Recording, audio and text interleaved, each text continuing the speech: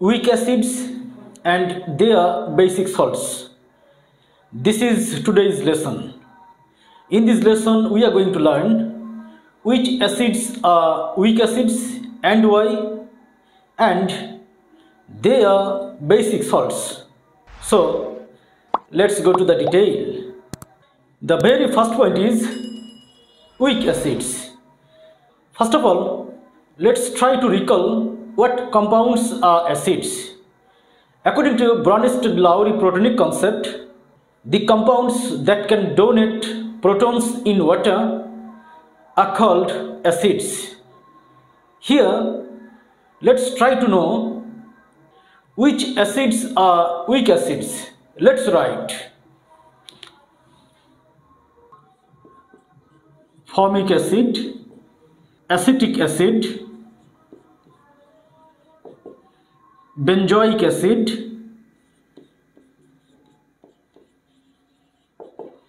oxalic acid, hydrofluoric acid, carbonic acid, nitrous acid, etc. These acids are weak acids.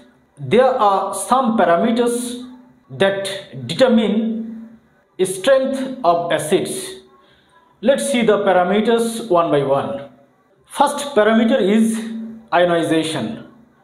Let's see how ionization determines strength of acids.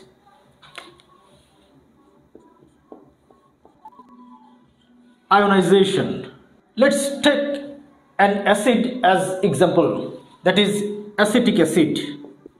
When this acid is dissolved in water, then it ionizes to acetate ion and proton. This is ionization of acetic acid.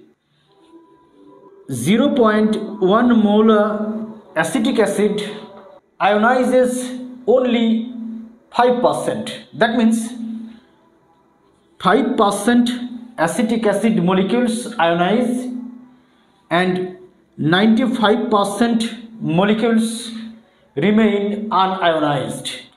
The less the ionization, the weaker the acid.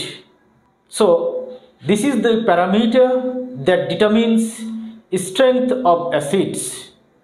Let's see another parameter, polarity, that affects ionization. When a bond is more polar, that will ionize more. Let's see polarity. Point number 2, polarity. Let's consider an acid, symbolic acid AH. When A is more electronegative element than hydrogen, then covalently bonded electrons move towards A. Then a chance is created to be produced proton. So, the less the difference in electronegativity, the less the chance to produce proton. That is, less the electronegativity difference, the acid will be weaker. Parameter number 3, that is size of atoms. Let's see the matter.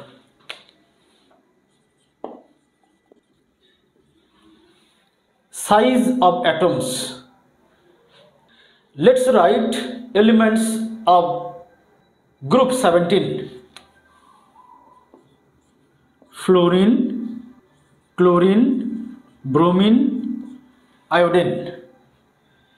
We know from top to bottom atomic sizes increase like this. That means iodine is bigger in size than bromine, chlorine and fluorine. Now let's see halo acids, that is hydrofluoric acid, hydrochloric acid, hydrobromic acid, and hydroiodic acid.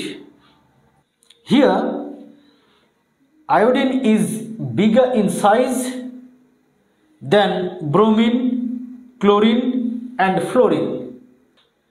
The more the size of atom, the bond becomes weaker,